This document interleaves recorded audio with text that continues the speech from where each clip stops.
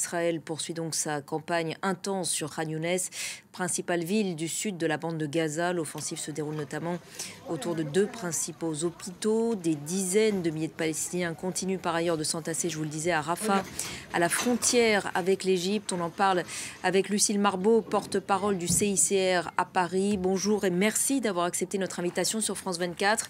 La situation des civils palestiniens était déjà catastrophique. Les pluies qui tombent en ce moment aggravent encore plus leur sort.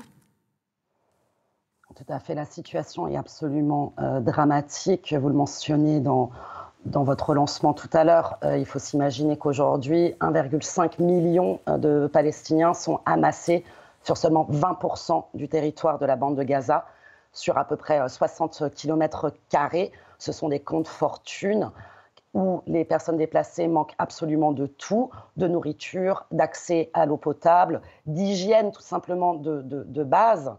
Et ce qui fait craindre, en plus, avec ces fortes pluies, là, il fait froid.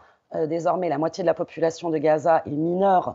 Donc, ce sont des enfants qui peuvent tomber malades, mourir tout simplement de diarrhée, car les enfants sont extrêmement fragiles, surtout en bas âge, même face à la diarrhée. Donc, le cumul, en fait, à la fois le fait d'être malnutri, de ne pas avoir accès à des soins appropriés, les conditions d'hygiène dans ces camps de fortune, font que l'on craint des épidémies qui pourraient évidemment apparaître. L'Organisation mondiale de la santé a déjà évoqué des cas d'hépatite A qui sont clairement liés au manque d'accès à l'eau potable et le fait qu'il n'y ait toujours pas d'électricité, de carburant suffisant au niveau de Gaza empêche en fait de pouvoir relancer des centres de pompage d'eau, par exemple, qui pourraient améliorer finalement l'approvisionnement en eau potable.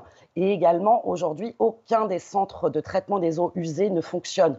Donc, avec de fortes pluies, comme nous l'avons pu voir les derniers jours, on peut craindre également une remontée des eaux usées qui va encore aggraver la situation sanitaire dans les camps. Donc, le CICR rappelle à quel point il est urgent qu'enfin il y ait une assistance massive qui rentre dans la bande de Gaza. Ce n'est toujours qu'au compte-gouttes et les humanitaires aujourd'hui sont démunis en fait à pouvoir répondre à l'ampleur des besoins de la population civile. Et ce que nous voyons aussi sur vos images, ce sont la situation dans les hôpitaux qui est aujourd'hui absolument dramatique. Le système de santé est à genoux. Aujourd'hui, seuls 2 hôpitaux dans l'ensemble de la bande de Gaza, donc pour plus de 2 millions de personnes, ont encore des capacités de chirurgie. C'est l'hôpital Nasser qui aujourd'hui est au cœur des combats au niveau de Khan Younes et également l'hôpital européen de Gaza où le CICR a une équipe de chirurgie qui est mobilisée 24 heures sur 24 pour réussir à essayer de soigner les blessés de guerre qui continuent d'affluer. Et aujourd'hui, nous avons une très forte inquiétude pour la situation justement des 2 hôpitaux au cœur des combats à Khan Younes, l'hôpital Al-Amal qui est géré par le Croissant Rouge palestinien et l'hôpital Nasser. Si l'hôpital Nasser venait à cesser de fonctionner, il n'y aurait plus qu'un seul hôpital qui pourrait opérer des blessés de guerre. Ce serait une catastrophe absolue. Lucille Marbeau, plusieurs pays, dont les États-Unis, suspendent leur financement de l'Agence de l'ONU pour les réfugiés palestiniens après que certains employés ont été mis en cause par Israël pour leur rôle présumé dans l'attaque du 7 octobre. L'UNRWA, on le sait, joue un rôle absolument essentiel dans l'aide apportée aux civils palestiniens. Votre réaction à cette actualité, vos craintes, peut-être ? Écoutez, en tant qu'organisation neutre, le Comité international de la Croix-Rouge ne commente pas en fait ce genre de choses, des décisions, par exemple des gouvernements comme vous l'avez mentionné. Mais il faut effectivement rappeler que l'UNRWA joue un rôle central aujourd'hui dans la bande de Gaza pour porter secours aux civils.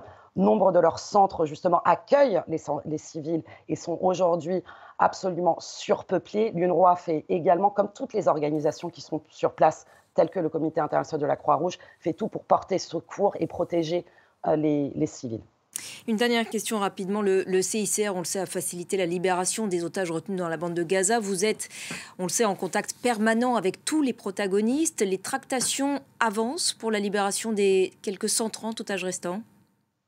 À ce jour, je n'ai pas d'informations sur ce point-là. Le CICR, depuis le début, appelle à la libération inconditionnelle de tous les otages, mais appelle également à pouvoir les visiter. Mais le CICR ne peut pas forcer. Est-ce que vous pouvez leur faire parvenir une aide humanitaire spécifique pour ces otages ? Nous le souhaiterions, bien entendu, de pouvoir aussi acheminer également des médicaments, des messages aussi pour les familles qui maintenant, depuis absolument 3 mois, sont dans une angoisse absolument terrible. Mais pour cela, il nous faut un accord politique. Le CICR ne peut rien faire s'il n'y a pas un accord politique entre les parties.